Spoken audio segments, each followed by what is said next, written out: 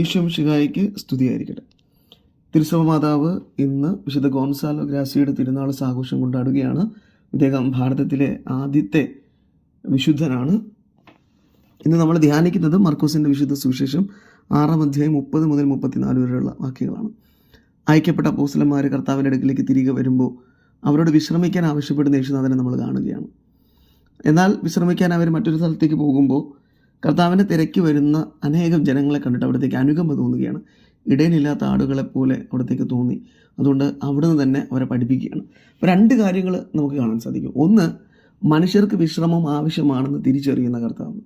അപ്പോൾ അപ്പോസ്തലന്മാർ കർത്താവിൻ്റെ ജോലി ചെയ്യാനായി അവർ പലയിടങ്ങളിൽ പോയവരാണ്. അപ്പോൾ അവരോട് വിശ്രമിക്കാൻ യേശുനാഥൻ ആവശ്യപ്പെടുകയാണ്. പക്ഷെ രണ്ടാമത് നമ്മൾ കാണുന്നത് വിശ്രമമില്ലാതെ മനുഷ്യർക്ക് വേണ്ട കാര്യങ്ങളൊക്കെ ചെയ്യുന്ന യേശുനാഥനെയാണ്.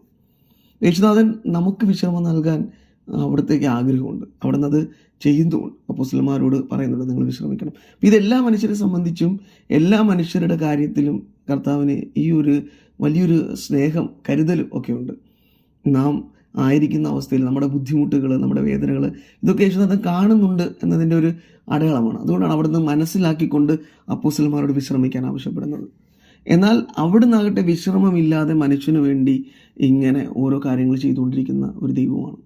അതുകൊണ്ടാണ് ഈ തിരക്ക് വന്ന മനുഷ്യരെ കണ്ടിട്ട് അവിടത്തേക്ക് അനുകമ്പ തോന്നിയിട്ട് അവരോട് വീണ്ടും അവിടെ നിന്ന് പഠിപ്പിക്കുകയും അവരെ അത്ഭുതങ്ങളും അടയാളങ്ങളും ഒക്കെ വഴി അവർക്ക് അനുഗ്രഹങ്ങൾ നൽകുകയും ചെയ്യുന്നത്. അപ്പം നമ്മെ മനസ്സിലാക്കുന്നൊരു ദൈവമാണ്.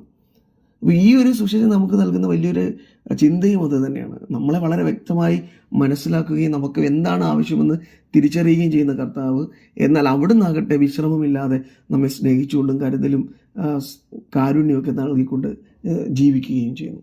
അപ്പോൾ ഈ സുവിശേഷം നമുക്ക് നൽകുന്ന ഒരു വലിയൊരു പ്രതീക്ഷയും അതാണ്. എന്നെ മനസ്സിലാക്കുന്ന എൻ്റെ കർത്താവ്, ആ കർത്താവിൻ്റെ സന്നിധിയിലേക്ക് ഞാൻ പോകും. എൻ്റെ വേവലാതികൾ ഞാൻ പറയുന്നതിന് മുമ്പേ അവിടെ നിന്ന് അറിയുന്നുണ്ട്. എന്നോട് സുവിശേഷം ആവശ്യപ്പെടുന്ന ഒരു കാര്യവും ഇതുപോലെ തന്നെയാണ്. ഞാനും എനിക്ക് ചുറ്റുമുള്ള മനുഷ്യരെ മനസ്സിലാക്കുന്ന മനുഷ്യരായി മാറണം.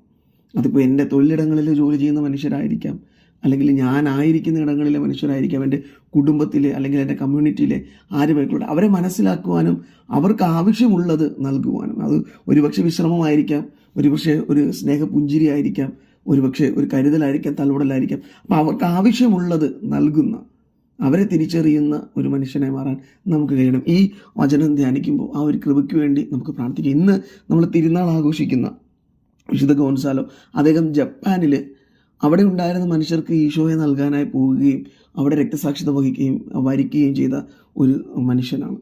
എന്തിനാണ് അദ്ദേഹം ആ ജപ്പാനിലേക്ക് പോയത്? തീക്ഷ്ണമായ സ്നേഹമായിരുന്നു ഈശോയെ പ്രതി, അവിടെയുള്ള മനുഷ്യർക്ക് ഈശോയെ കൊടുക്കുന്നതിന് വേണ്ടി.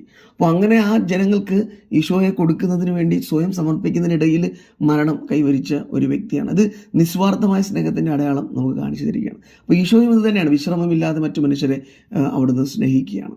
നമ്മുടെ ജീവിതത്തിലും മറ്റുള്ളവർക്ക് കൂടുതൽ പ്രാധാന്യം നൽകാനും ഈശോയെ പോലെ വിശ്രമമില്ലാതെ അവരെ സ്നേഹിക്കാനും കരുതാനും നമുക്ക് ചെയ്യണം. പക്ഷേ നമുക്ക് എന്താണ് വേണ്ടതെന്ന് ഈശോയ്ക്ക് അറിയാം.